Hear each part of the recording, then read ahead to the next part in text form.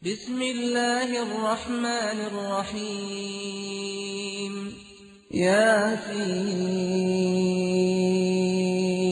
والقرآن الحكيم إنك لمن المرسلين على صراط مستقيم تنزيل العزيز الرحيم لتنذر قوما ما أنذر آباؤهم فهم غافلون لقد حق القول على أكثرهم فهم لا يؤمنون.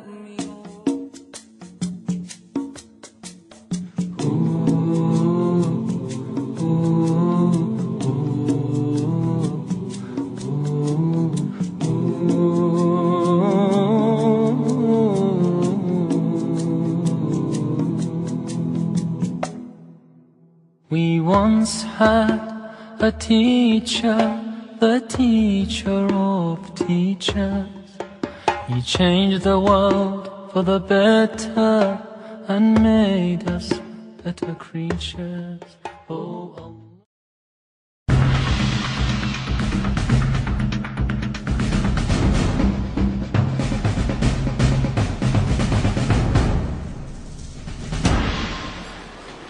Assalamualaikum warahmatullahi wabarakatuh. Bismillahirrahmanirrahim. Alhamdulillahi rabbil alamin wal aqibatu lil muttaqin wala udwana illa 'alal zalimin. Asyhadu an la ilaha illallah wahdahu la syarikalah wa asyhadu anna Muhammadan abduhu wa rasuluh. Allahumma salli ala Muhammad wa ala alihi wa sahbihi ajma'in. Alhamdulillah, kita membaca kitab Bahrul Madhi jilid yang ke-15. Kita menghabiskan dahulu tentang masalah sifat-sifat anak-anak Adam. Hari ini kita terus masuk pada bab yang ke-27, bab maja'a fi sya'mi. Bab yang datang ia pada menyatakan hadis yang membicarakan negeri Syam. Kita masuk satu hadis yang pendek daripada Nabi sallallahu alaihi wasallam. An Qurrah qala qala Rasulullah sallallahu alaihi wasallam, "Idza fasada ahlu Syam fala khaira fikum. La tazalu ta'ifatum min ummati mansurin. La yadurruhum man khadhalahum hatta taqum as-sa'ah." Hasan sahih.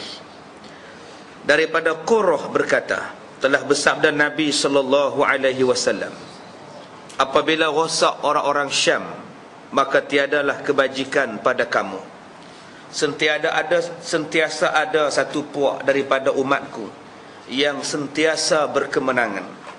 Tiada memberi mudarat mereka itu, mereka yang tiada menyamai mereka itu hingga berdirinya kiamat.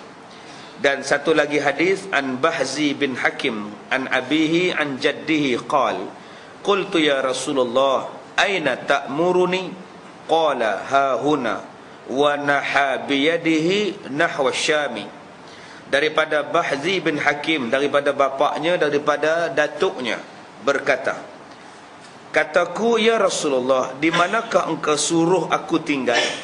Maka Nabi menghalalkan di sana dan ditunjuknya dengan tangannya ke negeri Syam. Juga hadis yang kita baca ni hadis yang hasan lagi sahih. Tuan-tuan yang dirahmati Allah, dua hadis sahih yang dibacakan tadi, Nabi menyebut tentang dua hadis tentang negeri Syam, ataupun sekarang ni kita sebut sebagai negeri Syria, ataupun dalam bahasanya ialah Suraya, ya, ataupun Suria, ataupun Syam.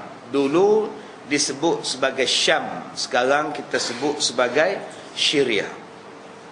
Kenapa yang Nabi sebut tentang negeri Syam ataupun negeri Syria?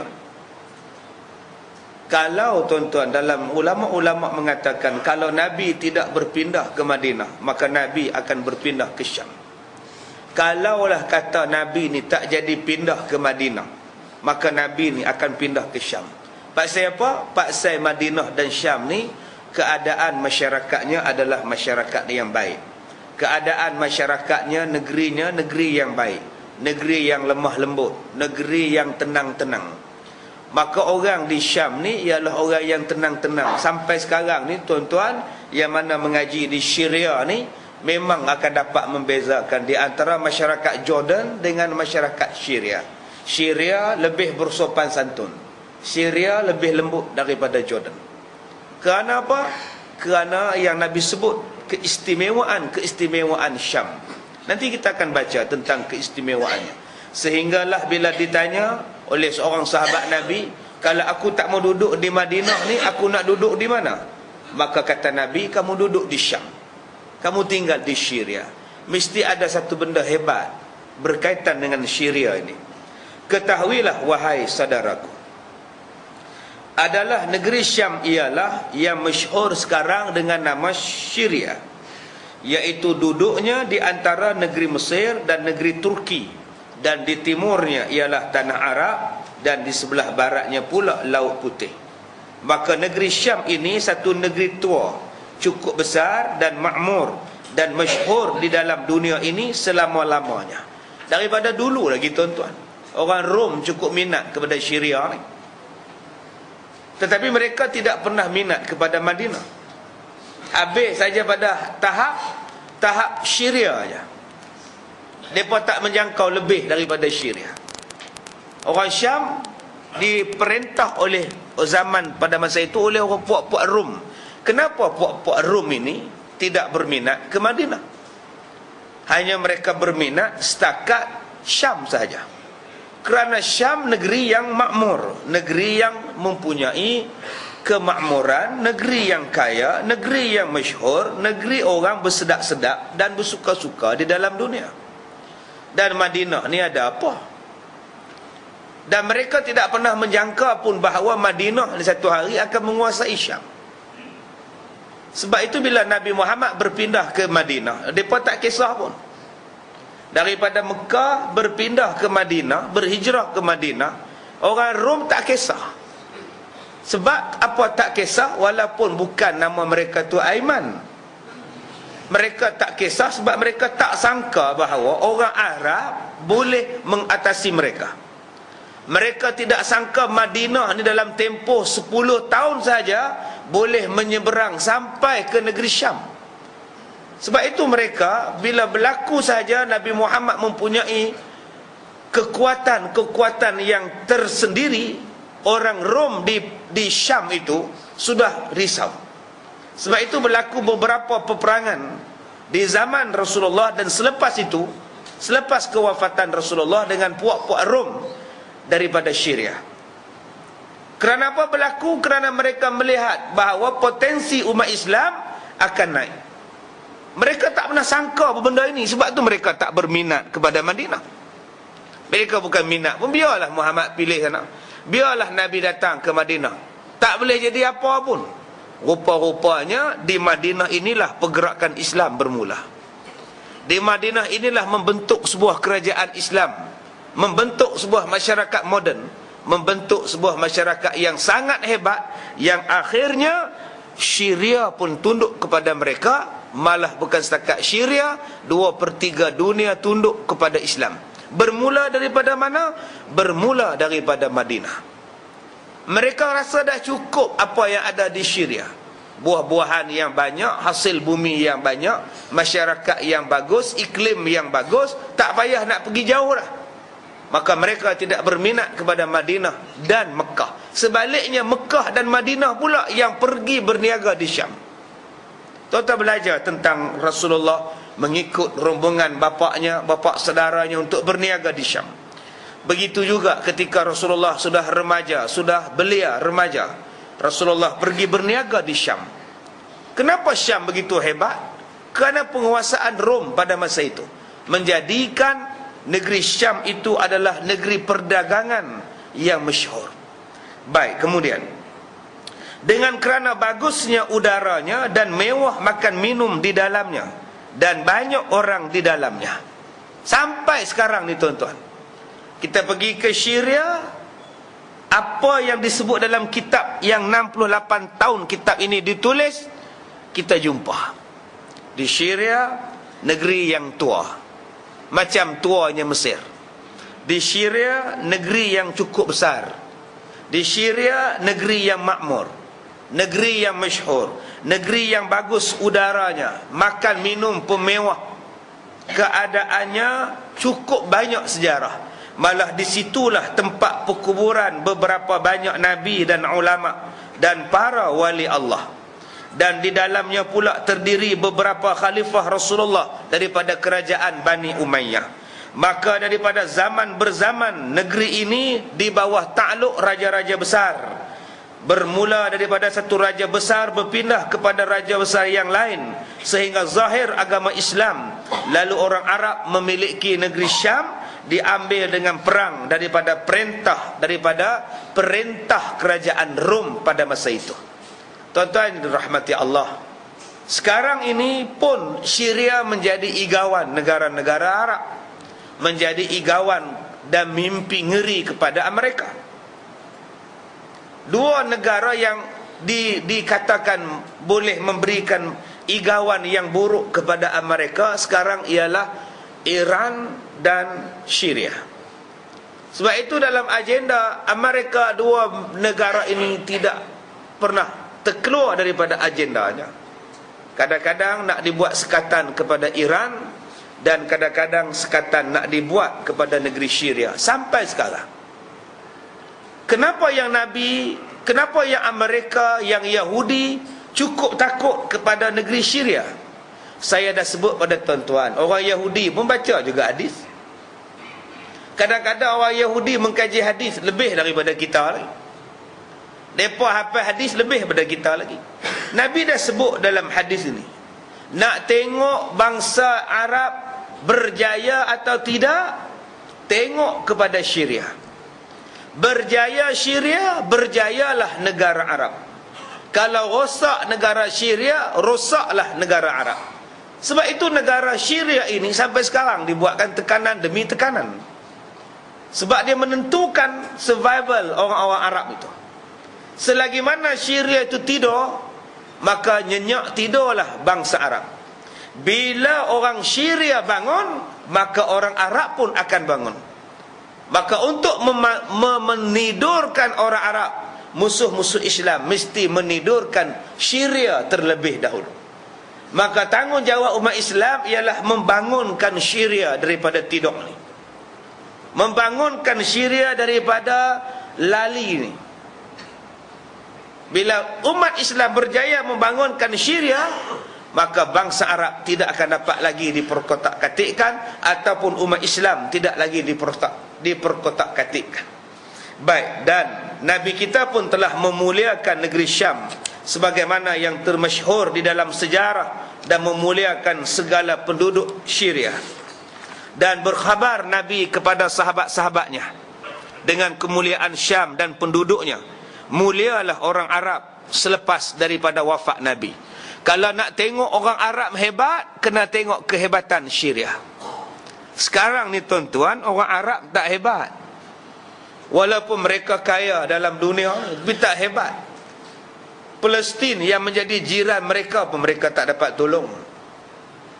Iraq yang menjadi bangsa Arab, Iran bukan bangsa Arab, Iran bangsa lain.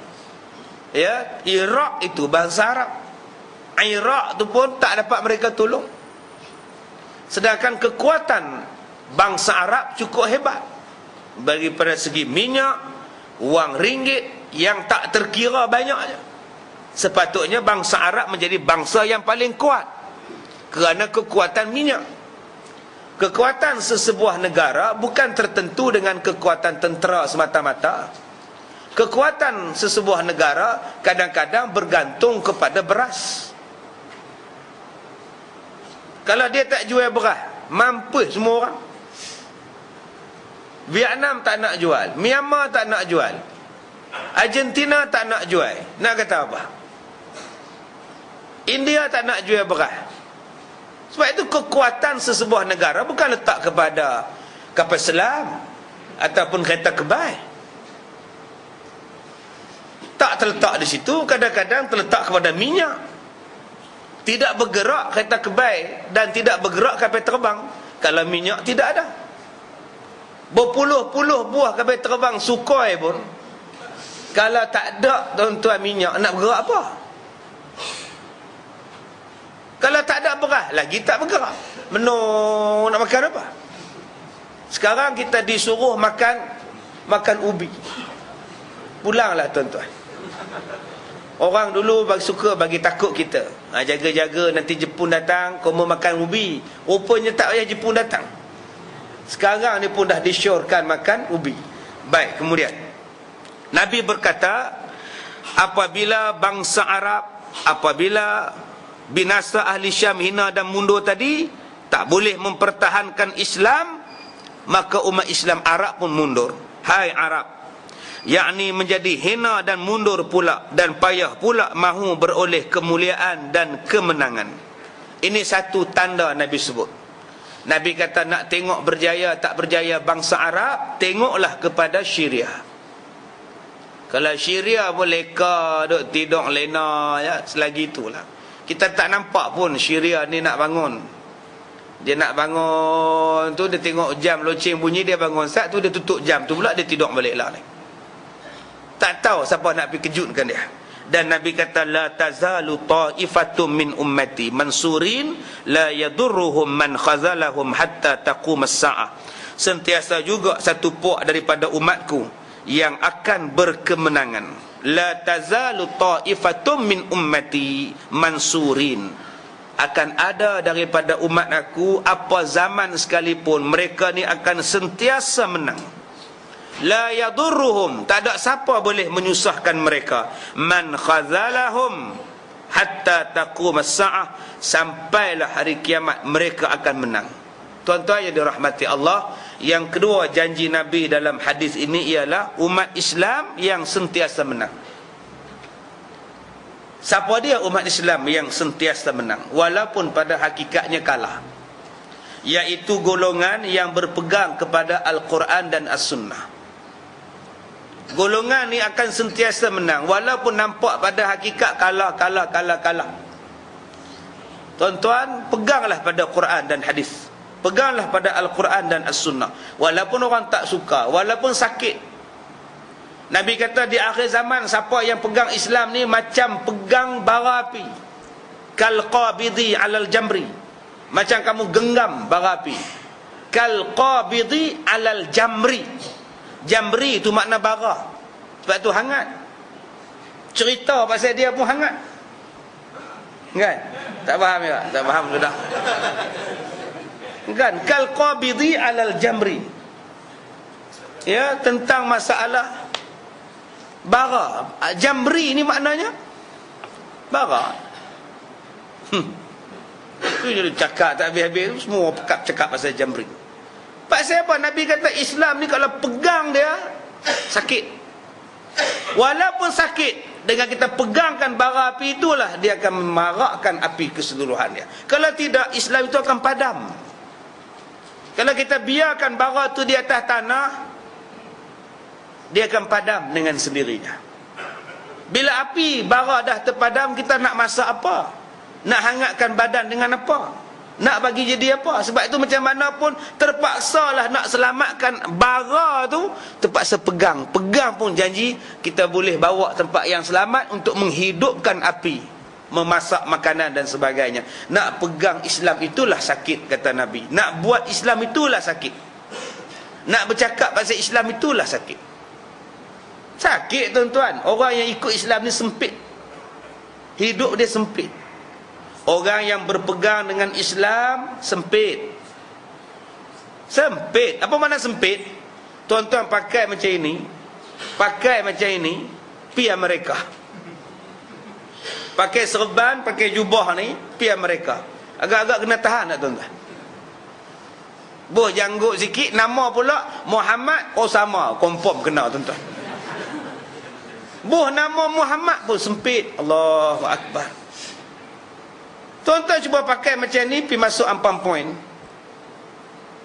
Pergi masuk tengok. Ada orang nak salam dengan tuan-tuan, semua buka lari, menyuruh, dia masuk balik. Dia bertembung dengan kita tu jadi ruang. Orang takut tuan-tuan. Orang pandang lain macam. Cuba orang perempuan berjalan, pakai purdah nampak mata saja. Orang pandang pelik. Budak-budak teriak pegang kain mak dia, mak takut hantu. Mak dia kata, mak pun takut. Dia kata apa. Padahal orang Islam tu tuan-tuan, dia jadi pelik dengan Islam sendiri. Bada'al Islamu ghariban wa sayaudu kama bada'a ghariban. Islam itu bermula dalam keadaan pelik, dan dekat-dekat kiamat juga Islam itu akan jadi pelik. Jadi pelik tuan-tuan, jadi pelik, jadi gharib, jadi satu benda asing, satu benda yang aneh. Bila sebut Islam saja jadi benda aneh, orang tak suka. Islam ni akan digambarkan sebagai jahat, Islam akan dilabelkan sebagai pengganas, Islam ni menolak kemajuan dan sebagainya. Itu sempit yang pertama. Sempit yang keduanya, kawan tak ada. Siapa yang berpegang pada hukum, kawan tak ada. Orang tak suka. Pi kenuri pun orang tak suka. Pasal dia tegur. Dia tegur, ni apa ni, haram ni. Kena. Tak boleh ni, benda-benda ni macam ni, haram ni. Bila haram, mari buat apa? Katanya. Kena juga. Tak boleh tuan-tuan. Tuan-tuan nak tegur. Nak tegur macam mana orang pakai rantai? Nak tegur tak tegur? Tak tegur, dia jemput kita kenuri. Berani tuan-tuan cakap haram. Laki-laki haram pakai rantai. Agak-agak dia jemur nasi tak? Lantaklah janji dapat nasi. Ngak. Bila tegur saja, siap. Itu masalah kita sekarang tuan-tuan. Siapa yang tegur, siapa berani tegur, kena. Macam bulan lepas saya sebut tentang masalah yang tuan-tuan tak suka dengar bulan lepas. 3 dah masjid buang saya. Pasal bercakap tentang hukum. Orang tak suka. Bercakap tentang soal hukum, orang tak berkenan. Ini yang Nabi sebut pada kita tadi. Tentang sempitnya hidup. Tetapi walaupun sempit, itulah mansurin, itulah golongan yang menang. Tuan-tuan ingat senang nak tegur untuk imam salah baca? Ingat senang kan nak tegur pengurusi sembahyang tak betul? Ingat senang kan nak tegur jawatan kuasa ambil wuduk tak betul? Tegur kalau bulan depan jangan main dah Ustaz. Nak tegur Tok Bilal pun susah. Saya pergi tegur Tok Bilal sebelum dia qamat, auzubillahi minasyaitonirrajim, bismillahirrahmanirrahim, Allahu akbar, Allahu akbar. Saya kata, Tuan Haji, mana ada bismillah, mana ada auzubillah, terus qamat terus. Tak ada dah bismillah, tak ada auzubillah, tak ada sunat baca auzubillah dengan bismillah sebelum qamat, tak ada sunat. Kali itu tuan-tuan tak tegur dah lepas tu. Dulu waktu saya mengajak dia bagi air, lah air apa pun tak ada, gelas apa pun tak ada. Ini yang disebutkan tadi tentang jadi susah. Kalau kita tak tegur, dia akan berpanjangan salah dan akan diikut pula oleh orang lain selepas itu. Kalau kita tegur, itulah jadi masalahnya. Orang Arab, buruk-buruk perangai orang Arab pun bila kita tegur, dia terima. Kasar-kasar orang Arab pun bila kita cakap, dia peluk kita, dia cium kita. Kalau ada janggut, dia tarik janggut. Sungguh tuan-tuan ni, dia tarik janggut ni, Aisyah, dia tarik ni. Orang Arab baik, lepas tu baik. Orang Melayu lain. Dalam lembut orang Melayu, sopan santun orang Melayu, kalau tegur sekali, dah lah. Tegur sekali dia, nasihat sekali dia, tak mau dah. Letak jawatan terus mau dah. Tobat lahum, tak bijak dah surau tuan-tuan. Itu orang Melayu pula. Ni tabiat anak Adam yang kita belajar bulan depan. Tabiat anak Adam orang Arab tu kasak-kasak. Kita baca hadis Nabi satu, ayat Quran satu, dia diam. Orang Melayu kita bila kita baca ayat Quran, baca hadis Nabi kat dia, dia persoal kita balik. Tak ada ayat lain nak baca. Dia cari ayat nak perkena orang aja.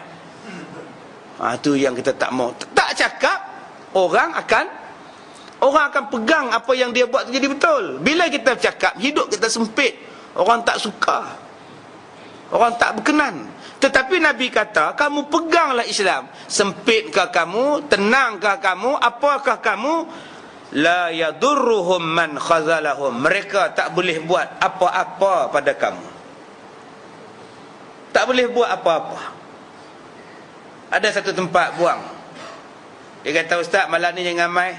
Tak ada orang pun nak mai kuliah ustaz. Semua boykot, tak suka ustaz. Mengajak ni tuan-tuan bertahun-tahun. Sekali saya sebut mereka tak berkenan, yang bertahun-tahun mereka lupa habis lah. Tapi sambut hari guru. Dia sambut buat apa tuan-tuan? Setiap 16 Mei hari guru, hari guru. Hari guru apa? Hormat guru pun tidak. Sekali Tok Guru sebut, hak lama-lama duk ngajak berpuluh tahun tu, berbelas tahun, bertahun-tahun lupa dah. Sekali sebut yang dia tak berkenan. Macam mana nak jadi pelajar yang baik, anak murid yang dapat barakah macam mana? Lain kalau guru tu cakap tak ada nas, lain kalau dia cakap tak ada dalil. Ni dalil pun ada, nas pun ada. Apa yang nak dibantah Kenalah faham betul-betul. Jangan-jangan datang ustaz, kami tak mau main ustaz, tak payah main lah, kami tak mau mengaji lah. Saya kata tu yang ramai-ramai datang macam mana? Yang perempuan-perempuan yang ratus-ratus orang nak main tu macam mana? Tak kesian kat mereka ke? Tak ada orang main. Dia batalkan ceramah saya pukul 9 pagi. Pukul 11 pagi, ustaz boleh buat kuliah masjid kami ustaz, sebulan sekali. Lah, hak tadi buang, hak ni pula panggil. Sebab tu Allah kata tadi, la yadurruhum. Tak ada siapa boleh bagi mudarat kepada kamu. Minggu depan saya pergi mengajak tempat lain pula, orang hak main. Orang hak tadi main juga. Hak tempat hak dibatalkan tadi ni. Ustaz, kenapa tak datang? Minggu lepas kami tunggu. Ramai tunggu.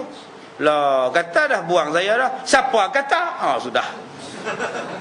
Yang kami duk tunggu ramai-ramai ni, orang perempuan datang semua perah menungging ustaz tak datang. Atau depa telefon saya, ustaz tak payah mai dah, orang tak ada dah, orang tak minat ustaz dah. Tak ada ah. Siapa dia cakap beritahu kami. Sudah tuan-tuan. Anu pembahasan kami dah nak ustaz siapa? Nak ustaz itu hukum-hukum lah. Dia kata saya orang tak suka lah, tak mau pijak sini dah. Tak boleh ni kami nak juga ustaz. Siapa suruh kata batal tak batal? Macam-macam tuan-tuan. Tu sebab tu tuan-tuan, kita ni bila sebut tentang guru ni, Sayyidina Ali kata aku sanggup jadi hamba pada dia kalau dia ajar pada aku sebatang huruf alif ya. Aku sanggup jadi hamba kepada dia seumur hidup aku kalau dia memperkenalkan kepada aku sebatang huruf alif saja. Ini bukan huruf alif dah, abatasa dah tuan-tuan, sampai 5 huruf dah, sa dah ni. Dah tuan-tuan, abatasa jaha dah. Sampai di sinilah cikgu kami mati. Inna lillahi wa tu cerita bujang lapuk. Sampai tak erti apa tuan-tuan. Jadi tuan-tuan, kalau kita sebut Sayyidina Ali ni orang alim, orang yang alim pun masih hormat kepada gurunya. Kita tidak sealim Sayyidina Ali. Kenapa kita tak hormat pada guru? Belajar, ambil barakah, ambil manfaat, kok dapat barakah. Kita baca kitab ni daripada penulis kitab ni tuan-tuan, orang yang sangat warak. Entah-entahkan kita dapat mustajab, kita dapat dengan sebab kita baca doa ni, kita baca kitabnya tuan-tuan, dia doakan kita di hari kiamat, mana kita nak tahu. Tapi adalah adabnya, adalah pantang larangnya mengaji. Dalam Bahrul Madhi jilid 19 diterangkan kepada kita adab-adab menuntut ilmu. Adab menuntut ilmu tu banyak tuan-tuan, banyak sangat. Tadi ada satu pakcik kita, dia nak bangun pergi tandas tu, dia angkat tangan kat saya lah. Tu salah satu adab, angkat tangan nak pergi turun. Macam kita pergi sekolah nak pergi buang air kecil, tuan-tuan pergi gitu saja lah. Cikgu tengah duk nulis kat whiteboard tu, tuan-tuan keluar gitu je kan? Tak, tuan-tuan jumpa cikgu kat meja tu, cikgu nak pergi tandas buang air kecil. Daripada kecil-kecil kita dah diajar macam tu. Sir, may I go out? Tu kecil-kecil kita dah ajar tu. Mana ada kita keluar gitu aja. Di sekolah rendah kita, sekolah menengah, mesti jumpa cikgu tu. Macam tu lah cikgu hak mengajar di masjid pun. Cuma tuan-tuan tak payahlah main jumpa sini, Ustaz, may I go out? Tak payahlah. Menyusahkan kita pula, tuan-tuan berdiri, pergi angkat tangan, turun, sudahlah. Tapi penghormatan tu mesti ada. kena ada adab-adab itu. Belajar. Bila kita ada adab itu tuan-tuan, insya-Allah barakah. Cuba tuan-tuan tengok orang-orang yang berjaya ni, mesti dia ada adab-adab dengan guru dia. Tengok Tok Imam, tengok Tok Bilal, tengok Ustaz, tengok Tok Guru yang berjaya ni. Cuba tengok apa yang mereka buat kepada Tok Guru mereka.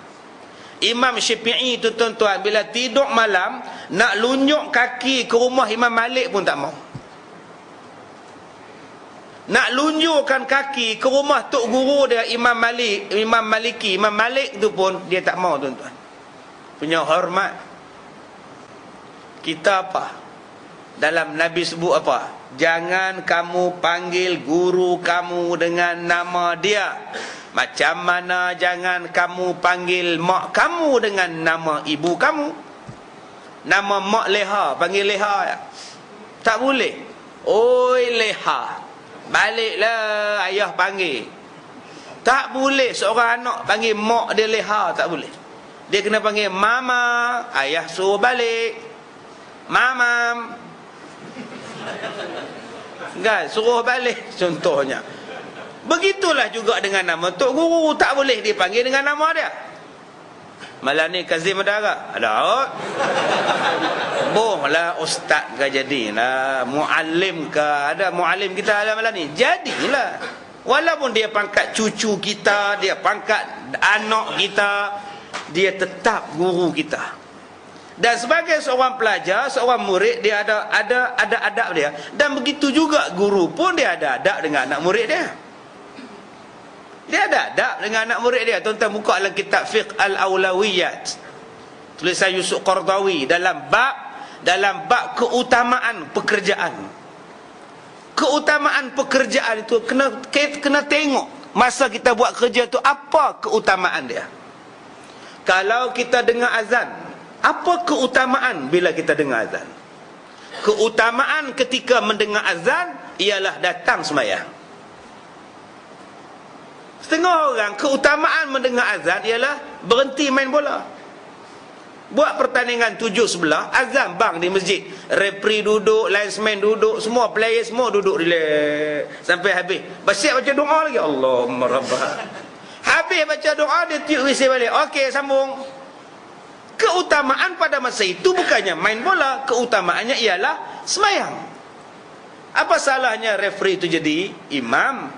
Makmumnya ialah pemain-pemain, Tok Bilalnya linesman. Sembahyang di tengah-tengah padang. Itulah keutamaan ketika azan. Bukannya suruh menung, bukan suruh duduk. Tapi hari ini azan jadi macam orang jual aiskrim. Dia bawa aiskrim dia dengan locengnya, dengan muzik dia main. Tenenet, tenenet. Jadi orang yang mendengarnya, siapa yang nak, tahan, panggil dan beli. Siapa yang tak nak aiskrim, menung ya. Jadi azan dah jadi macam itu. Yang mana nak sembahyang, sembahyang. Yang mana tak nak sembahyang, menung, buat kerja. Jadi seolah-olah sudah tidak ada beza lagi antara promosi aiskrim dengan promosi untuk solat. Apa keutamaan ketika mengajar? Keutamaan ketika mengajar ialah mengajar anak murid yang berada di hadapannya. Ini adab guru. Adab guru tu apa? Mengajar anak murid yang berada di hadapannya.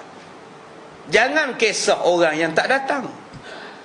Jangan duk mengajar orang yang tak datang. Setengah tu ustaz, dia mengajar orang tak datang.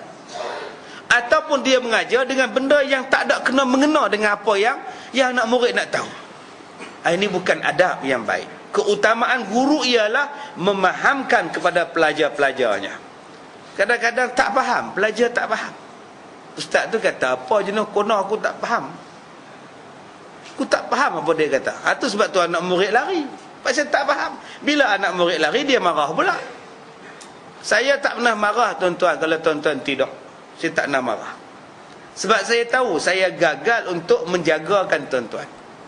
Mungkin ceramah saya tuan-tuan tak faham, mungkin ceramah saya lembab sampai tuan-tuan lena. Jadi bukan salah tuan-tuan, salah saya kalau tuan-tuan lena.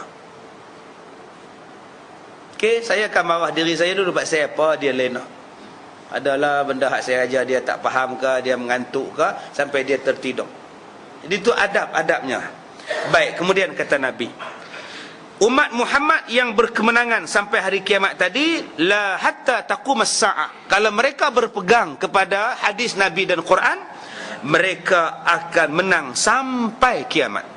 Sesungguhnya pada sepotong hadis dalam masalah 140 tadi menunjukkan ada umat Muhammad sallallahu alaihi wasallam yang berkemenangan di dalam agama sampai hari kiamat. Mudah-mudahan kita menang. Walaupun kita dah mati, kita duduk di dalam kubur, tetapi sebelum kita mati itu kita mempertahankan Islam, kita menang. Tuan-tuan jangan bayangkan tuan-tuan ni dalam kubur ni duduk saja-saja. Dalam kubur ini tuan-tuan menjadi tempat istirahat kepada kita. Orang tanya pada saya, ustaz tak letih ke mengajar ustaz? Saya rasa tak. Tak letih. Pasal apa tak letih? Saya kata buat kerja untuk agama, letih apa? Buat kerja untuk Tuhan, letih apa? Nanti bila ustaz rehat? Tunggu mati. Tunggu saya mati, duduk dalam kubur, baru rehat. Itulah dia. Satu perkumpulan wanita jemput saya menyampaikan ceramah. Dia minta biodata saya. Ustaz lahir bila, isteri berapa, anak berapa, dia tanya. Cita-cita ustaz apa? Saya jawab, cita-cita saya masuk syurga. Biar benar ustaz? Ha, benar lah. Apa lagi cita-cita saya masuk syurga lah. Atau cita-cita hajah apa? Tak adalah aku nak jadi apa-apa ke, nak jadi apa lagi, dah tua dah. Cita-cita saya masuk syurga, betul lah. Cita-cita hajah pun kena masuk syurga lah. Yelah, semua orang nak syurga ustaz. Cita-cita atas dunia ni apa? Masuk syurga lah. Tuan-tuan, hakikat kita nak syurga. Itu tujuan kita. Apa masalah kita? Bila ustaz nak rehat ustaz? Dalam kubur. Dalam kubur lah tempat rehat. Sekarang mana boleh rehat tuan-tuan?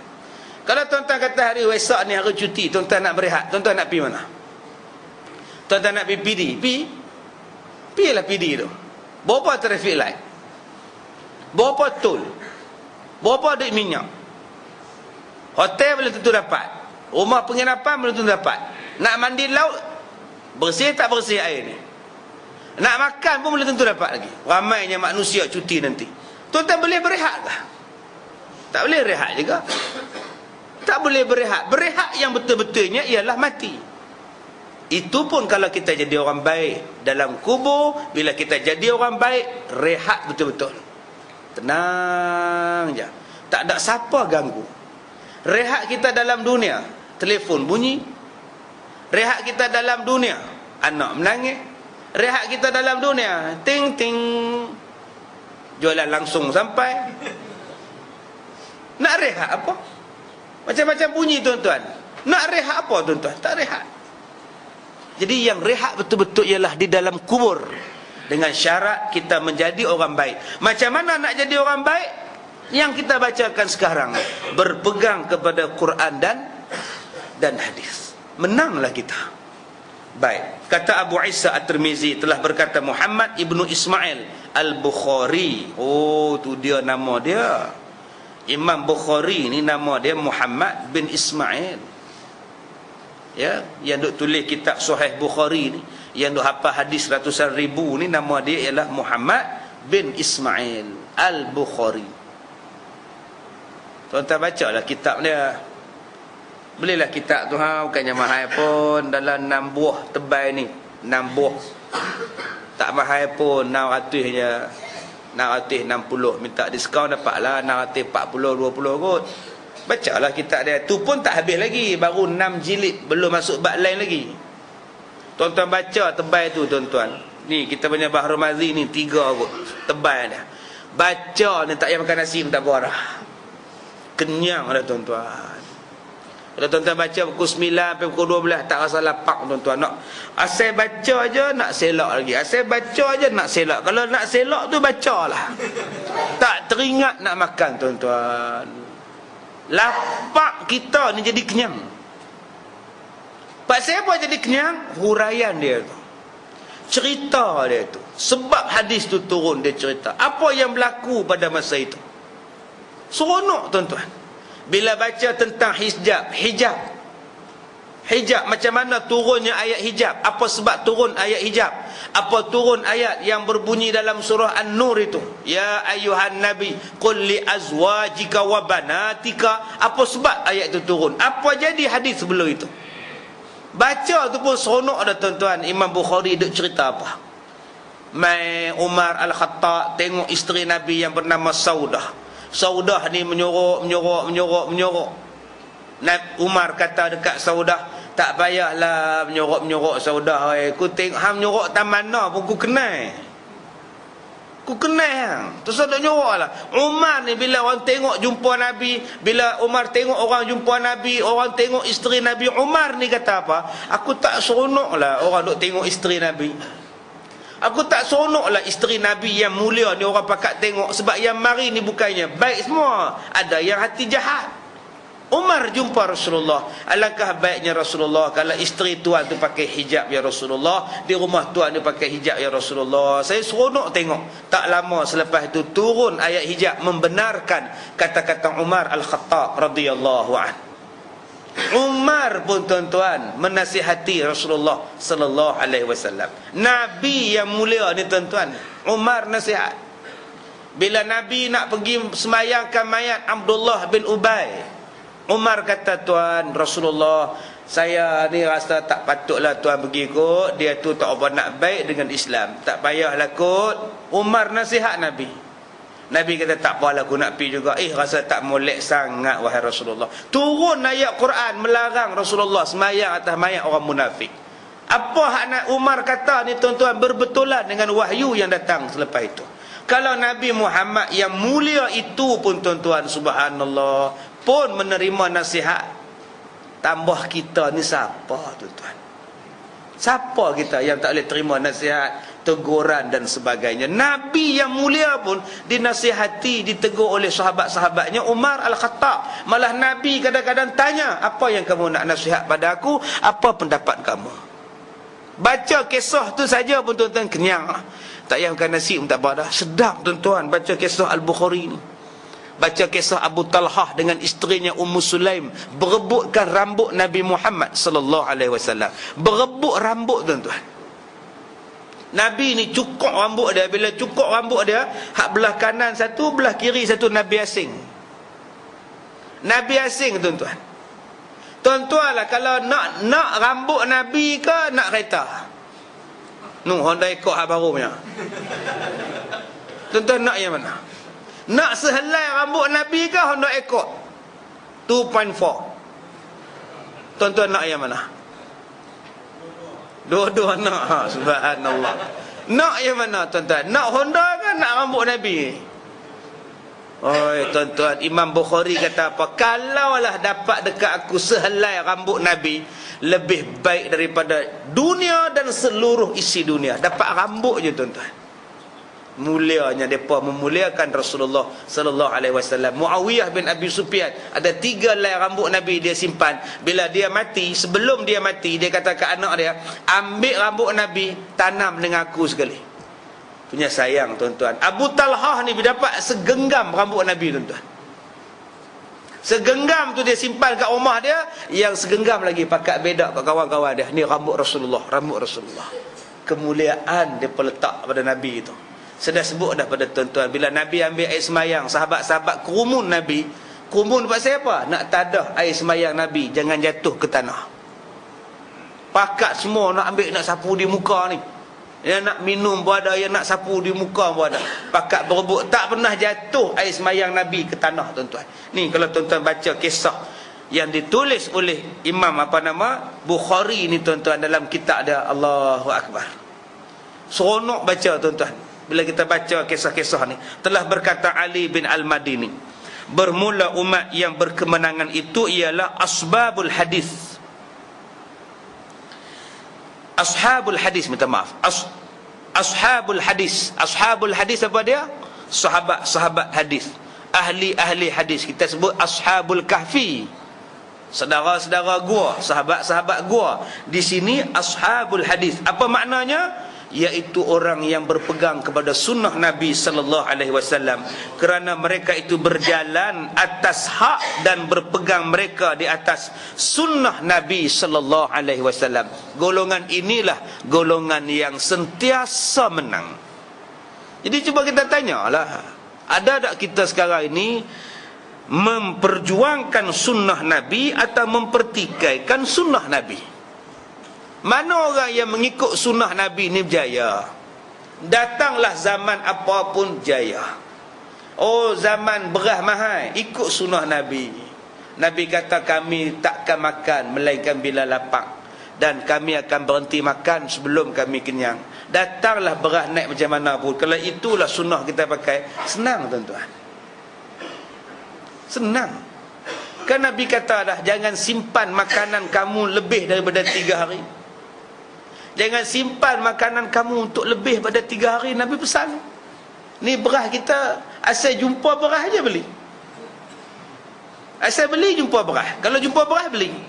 Sampai beras tak ada. Semalam dah beli, kemarin dulu dah beli, minggu lepas dah beli sekampit dah. Saya jumpa satu abang haji tu beli 5 kampit. Saya tanya abang haji, menega lah? Dah, ni spare. Nak spare jadi apa? Tak, mana nak tahu kok beras tak ada, Ustaz? Kita tak tahu. Kalau kita ada ni tak tahu, Ustaz. Mai apa beras tak ada ke apa, nak makan apa tu saya spare 5 kampit besar-besar. Satu pakcik tu beli sekampit guni tu tuan-tuan, besar sekali tu, 100 lebih. Tu dia. Saya kata ni beras nak menega, kenduri ke apa tak? Makan ke? Saya tanya boleh tahan berapa lama ni? Tak tahu. Mau sebulan 2 bulan. Soalan dia, yakin ke nak hidup sebulan 2 bulan? Sebab tu kalau kita faham betul-betul sunnah Nabi tuan-tuan, tidak ada pembelian panik. Sekarang ni yang beras tak ada ni pasal apa? Pembelian panik. Pakai duk cari beras semua, nak simpan banyak-banyak dalam stor dekat rumah. Nak simpan beras banyak-banyak dalam kabinet dalam rumah. Akhirnya beras tak ada. Bila beras tak ada, orang minta banyak, masa itulah peniaga naikkan harga barang. Pasal dia tahu dah, aku bubuh tang mana pun harga dia, berapa pun harga dia, mesti orang beli. Dia tahu dah. Ini sifat kita balik pada sunnah Nabi, clear tuan-tuan. Sekarang ni bila beras naik, semua benda akan naik. Bila beras naik, semua akan naik. Bihun naik, mi naik, nasi paprik naik, mi, nasi apa nama, goreng kampung naik, semua akan naik, termasuk anak dara akan naik. Akan naik selepas ini. Kalau dulu mungkin dalam 10,000, 5,000 je hantaran, lah mungkin 10,000 dah, ataupun 12,000. Secara automatik akan naik. Bila tanya pak saya, apa tinggi sangat luka dia hari tu 5,000 je. Kita beras mahal lah ni, dia kira beras. Nak menikah anak pun dia akan kait dengan beras kat tuan-tuan. Sebab tu bila balik kepada asal, lantaklah beras naik pun. Kalau kita buat kenduri ikut Nabi tuan-tuan, sekurang-kurangnya seekor kambing clear. Allah, 350 orang malam ni buat kenduri kahwin, jimat tak? Ni malam ni order makan ni tuan-tuan untuk 350 orang. Cukup lah Ustaz ni. Tengok macam 500 ni. Kalau tuan-tuan buat kenduri malam ni, clear. Pengantin duduk sebelah Ustaz Zuhair, pengantin perempuan duduk depan belakang.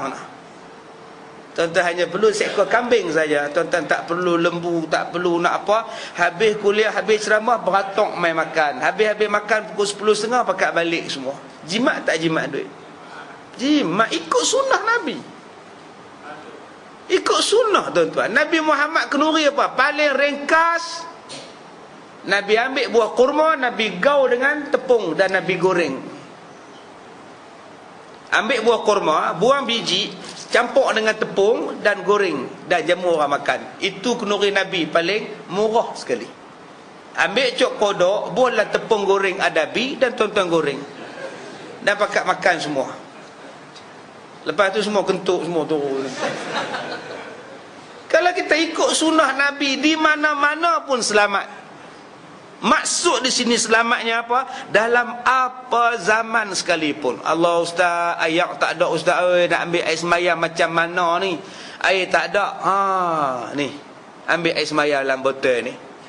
Sikit-sikit ambil air semayang. Selamat tuan-tuan. Aduh ustaz, sekarang ni penyakit kuku dan mulut main menyerang pula ada. Rasulullah kata dah, basuh tangan, potong kuku, nak makan apa pun basuh tangan. Ni, tangan ni tuan-tuan. Berapa banyak sekarang orang dah tak basuh tangan dah. Kalau basuh tangan tu jadi malu. Pergi makan di restoran makanan segera, mana nak basuh tangan dah.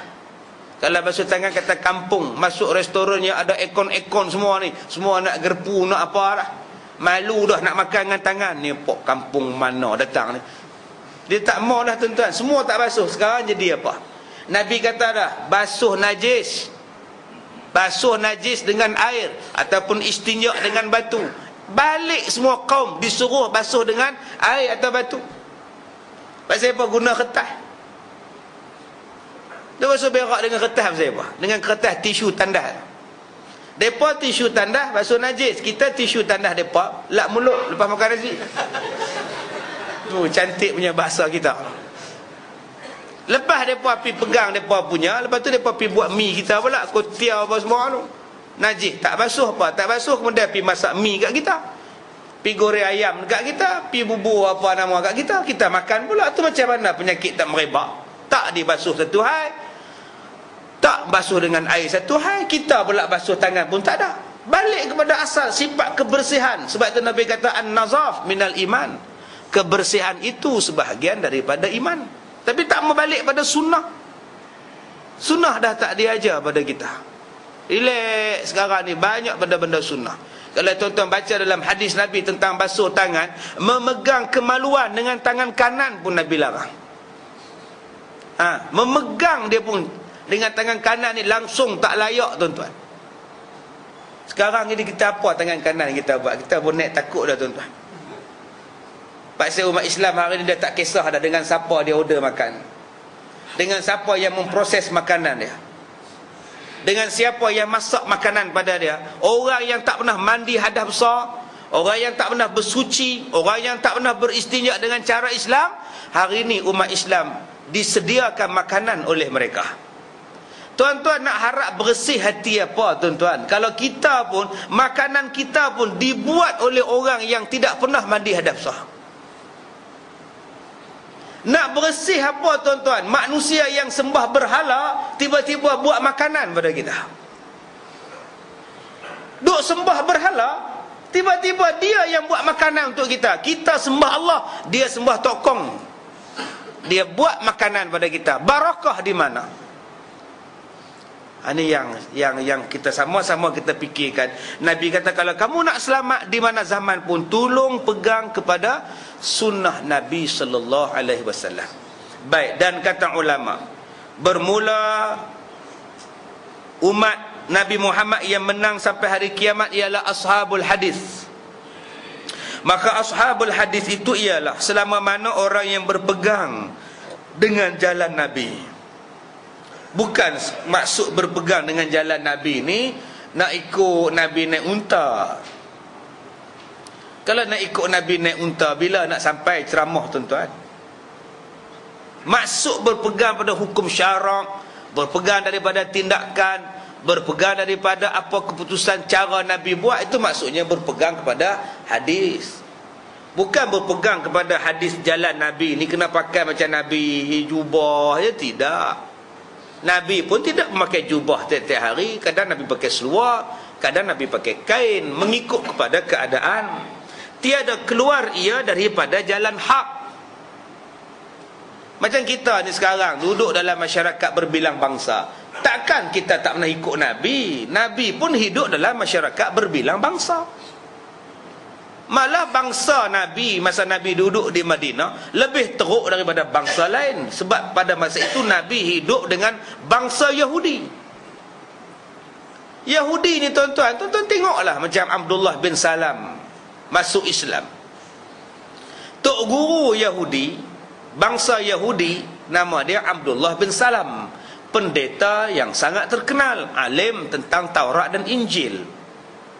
Bila Nabi Muhammad datang ke Madinah, Abdullah bin Salam ni, dia nak tengok Nabi Muhammad. Dia nak tengok Nabi Muhammad ni betul ke Nabi macam ciri-cirinya yang disebut di dalam Taurat dan Injil. Dia pergi tengok Nabi sampai, orang sambut Nabi, Nabi bersalam, Nabi duduk dengan orang, Nabi peluk orang, orang peluk Nabi, Nabi buat ucapan, Nabi naik di atas untanya Qaswa, Nabi kata, wahai umatku, sebarkan salam, jamulah makan, dan semayanglah malam.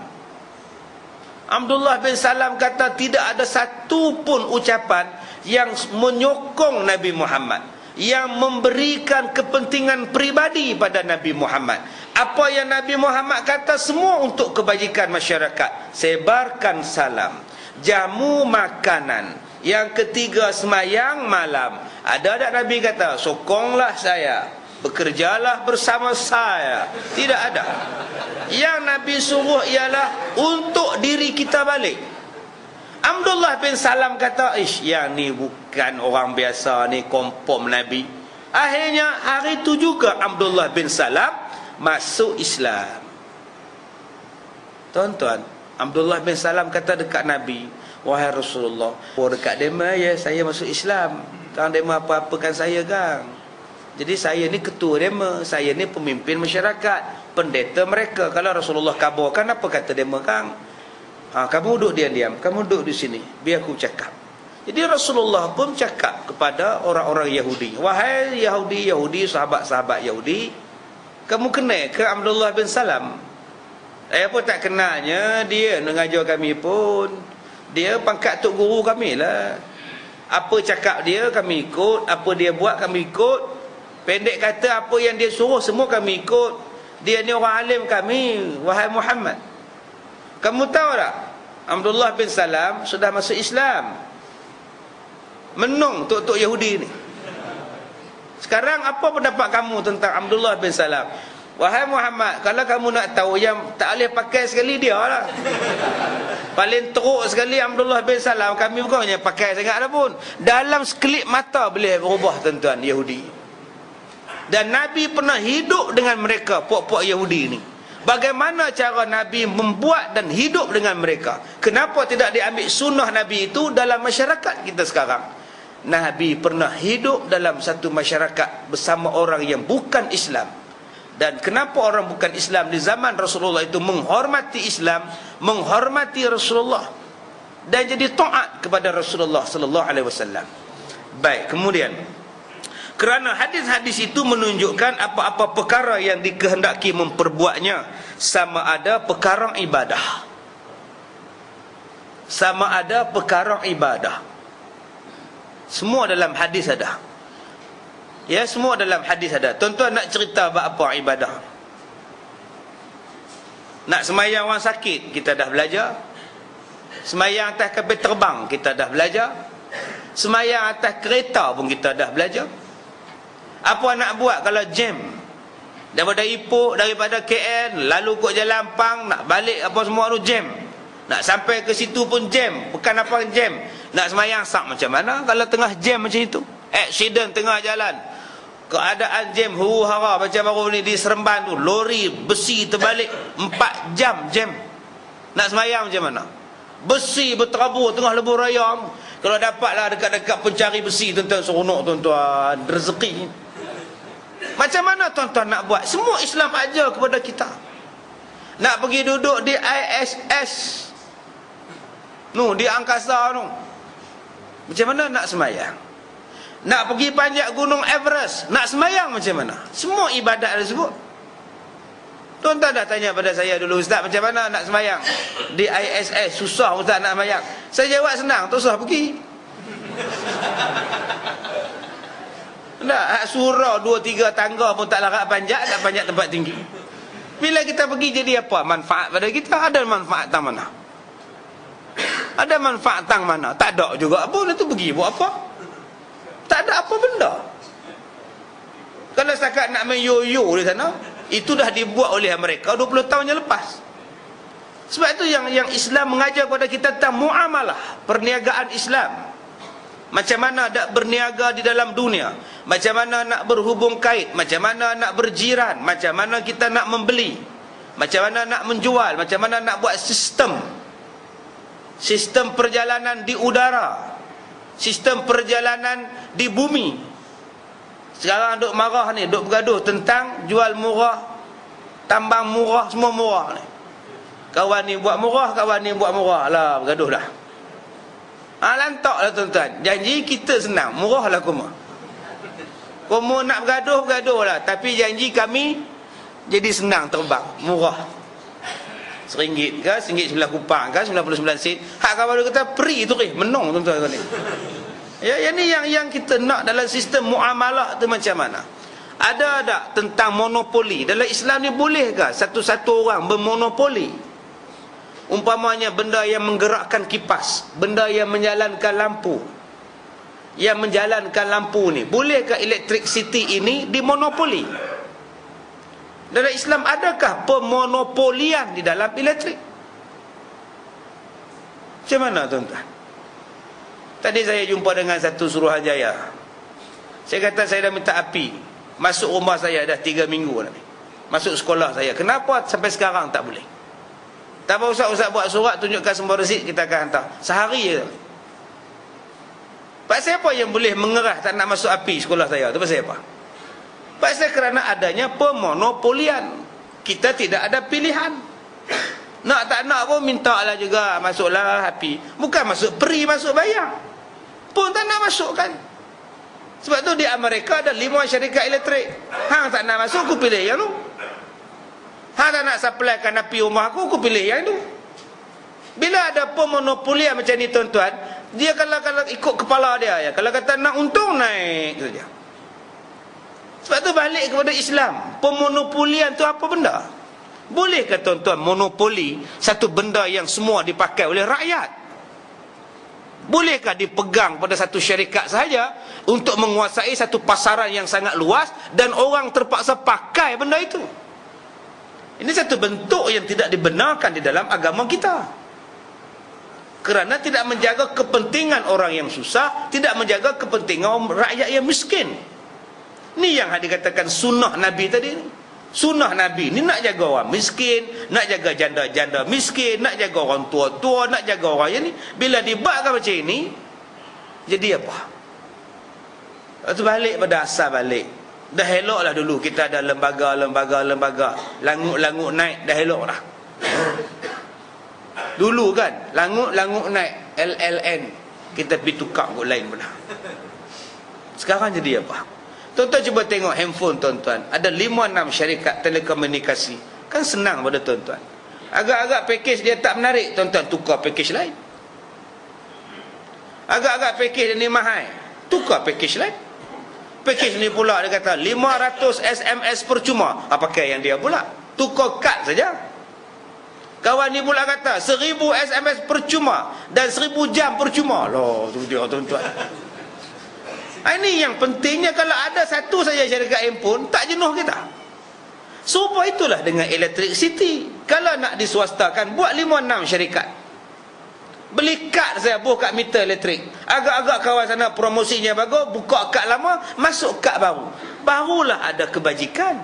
Kalau kita tidak mau membuat macam itu, kalau tidak mau milik negarakan. Tapi sistem sekarang kita ni tidak mengikut kepada sunnah. Bila tidak mengikut kepada sunnah, jadilah macam sekarang. Tidak akan ada benda yang turun. Tidak akan ada benda yang turun melainkan hujan dan hujan. Yang lain semuanya akan naik dan naik dan naik. Yang seterusnya, ilmu di dalam pergaulan. Macam mana nak hidup dalam satu komuniti, sunnah Nabi, dan bagaimana nak hidup berseorangan diri dan lain-lainnya. Dan kata setengah ulama, bermula umat yang sentiasa menang ialah orang yang berhadap lawan kerana mempertahankan agamanya. Maka apabila ada seseorang lawannya memperbuat bid'ah di dalam agama Islam, maka ditolaknya dan dilawannya menurut kitabullah dan sunnah Rasulullah sallallahu alaihi wasallam dan ijma' dan qiyas. Yang kedua yang dikatakan golongan yang menang itu apa? Golongan yang menentang benda-benda bid'ah. Susah tuan-tuan. Kita ni nak cerita membina binaan di kubur pun susah. Orang bantah. Sedangkan terang-terang hadis Nabi kata tidak boleh membina binaan di kubur. Tak boleh. Kita sekarang binaan sama tinggi dengan meja. Pi buat pula kerusi pula sebelah kubur. Habuan nak baca Yasin. Dia boleh buat bangku tak situ. Dia nak baca Yasin hari Jumaat. Kita tanya pasal apa buat. Dia kata makji ni dah tak larat duduk cangkung ustaz. Ini buat kerusi ni senang baca, kata dia. Hukum tak boleh buat bangku, hukum tak boleh pi buat binaan. Siapa berani tegak? Tegak kalau orang sayang ke arwah, larang kita buat pula. Inilah tanda kasih sayang kita. Iakah dengan membuat pusara, membinaan pusara tu sebagai lambang kasih sayang? Nabi terang-terang kata haram. Tak apa? Tak jalan juga. Susah tuan-tuan nak ikut benda ni. Nak buang benda ni.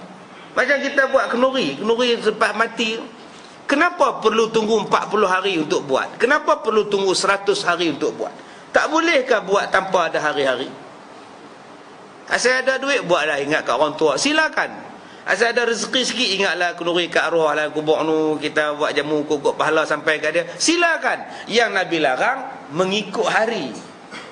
Pi pangkah kat kalender 100 hari macam cerita Haji Bakhil. Cukup saja 40 hari makji dia mati, terus pakai seluar pendek. Tu kisah Haji Bakhil, beli kereta baru terus. Adakah dalam Islam wujudnya angka-angka 40, angka-angka 100 ini? Masih ada lagi orang Melayu kita yang bawa batu nisan pada hari 100. Dipanggil sebagai upacara turun batu. Nak turun batu. Ni hari ni hari turun batu ni. Didukung pula batu macam baby tuan-tuan, pergi ke kubur. Ini benda yang kita kena tolak. Dalam agama tak ada. Nak turun batu tu bila-bila masa pun tak apa. Bila-bila masa pun tak kisahlah tuan-tuan nak turun batu nisan. Tak perlu tunggu sampai 100 hari. Baik, dan apabila zahir barang yang tiada hak atas agama.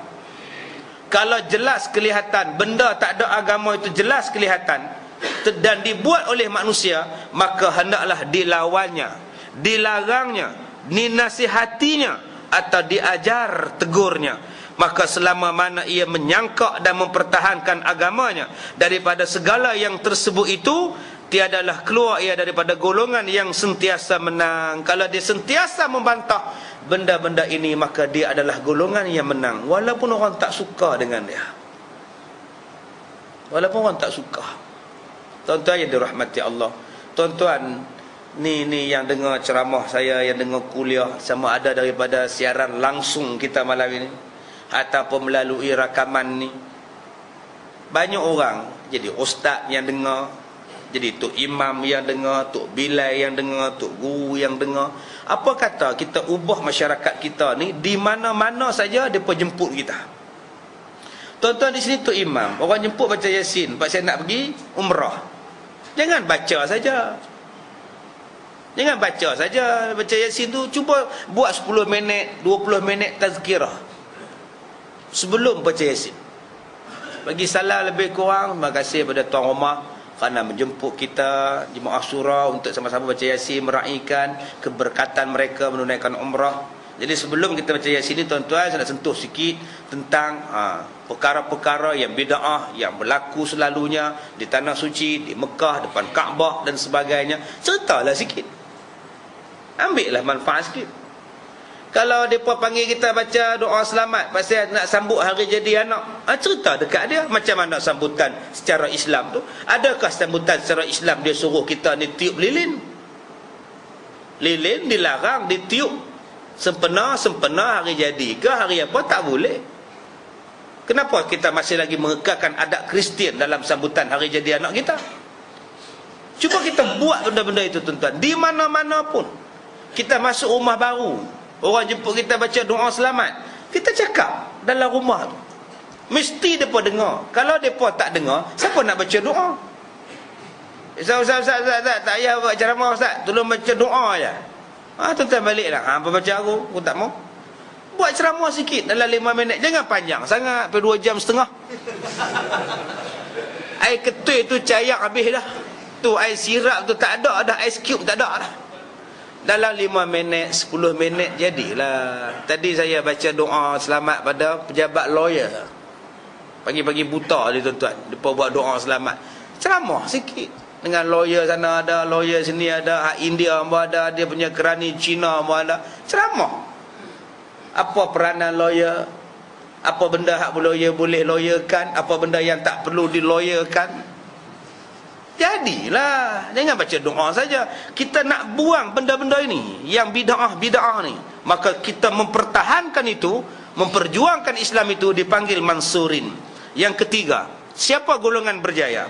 Golongan berjaya ialah golongan yang menghadapkan dirinya dan memutuskan dirinya bagi ibadat sahaja dan tak ada campur dengan bicara dunia. Ini golongan yang berjaya. Nombor 3. Piala Thomas ke, Uber Cup ke, mampu apalah, aku tak kisah apa. Yang aku fikir aku nak semayang, aku nak baca Quran, langsung tak campur benda-benda lain. Ni pun ada juga tuan-tuan. Kita nyimbang dengan dia di China no, Sichuan apa semua no, teruk ke bumi no. Ya ke? Bila berlaku? Tak tahu kan? Dok, dia tak tahu tuan-tuan. Gamak-gamaknya gempur bumi belakang rumah dia tak tahu. Ni langsung tak campur ni benda dunia ni. Dia kerja dia ibadat saja. Ada je ni tu. Kita kata dekat dia Myanmar pun banyak, dia UNESCO kata 66,000 sampai 120,000 jangkaan mati. Apa benda tu? Dia kata taupan. Tak, aku tanya Myanmar tu benda apa? Dia tanya la ilaha illallah. Langsung tak tahu tuan-tuan. Kita ingat Myanmar dia tahu apa kan? Myanmar pun dia tak tahu. Yang dia tahu ni kerja dia semayang. Kata ulama yang ni pun golongan menang juga. Kalau ada lah tuan-tuan. Dia tak ambil tahu langsung. Benda haram ke, benda maksiat ke, apa benda pun tak tahu. Kalau isteri dia masuk hospital, dia nak buka dapur gas pun tak erti. Nak goreng lauk pun tak pandai. Dia pergi panggil kawan dia, Mat, pandai buka dapur Mat. Siapa? Aku nak goreng ikan pun tak erti. Tak pernahnya pergi ke dapur tuan-tuan. Yang dia pergi apa? Makan aja. Makan dia pandai, tapi nak masak-masak dia tak tahu. Nak guna rice cooker ke, microwave ke, apa semua dia tak reti tuan-tuan. Dia tekan microwave tu, microwave tu pusing, dia lari pergi depan. Apa pula ni? Apa benda ni dia takut tuan-tuan. Ni jenis hak nombor 3 ni.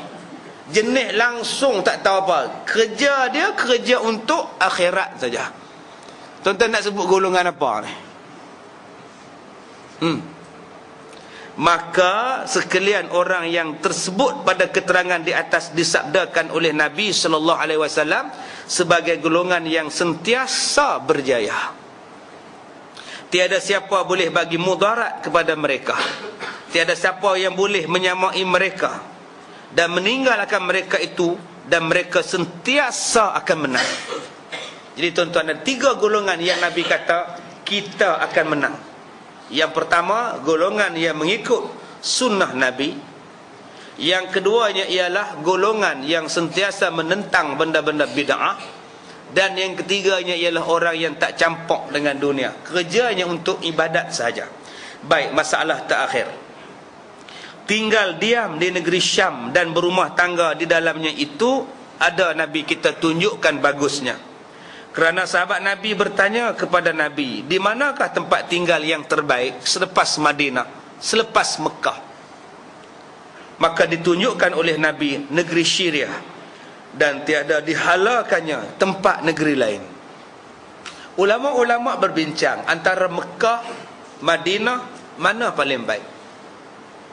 Mana paling baik? Tinggal di Madinah ke tinggal di Mekah? Ada setengah ulama kata tinggal di Madinah lebih baik. Sebab Nabi pun tinggal di Madinah. Nabi pun wafat di Madinah.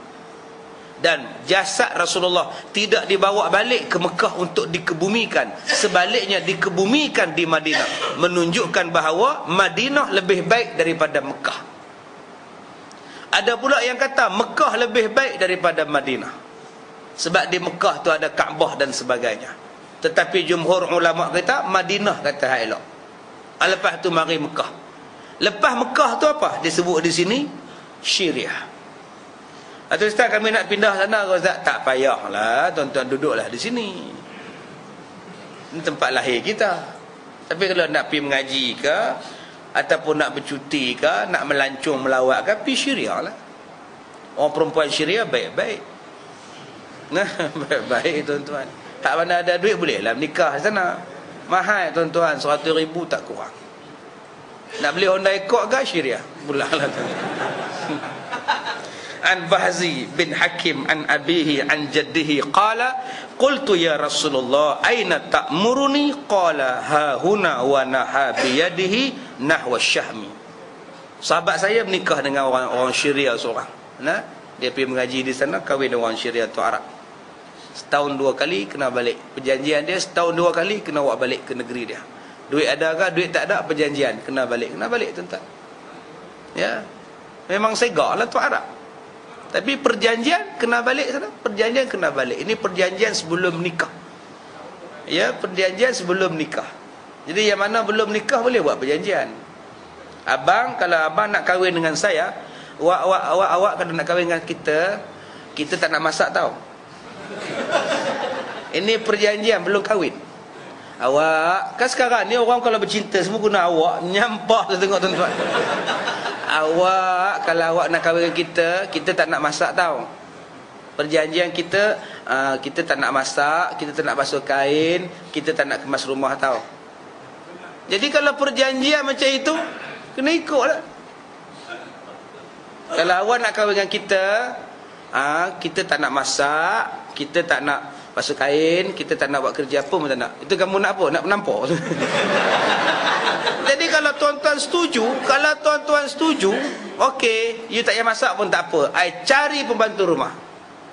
Boleh? Itu perjanjian. Itu kalau orang perempuan nak buat perjanjian. Saya minta maaf jika terkasar bahasa. Wabillahi taufiq wal hidayah.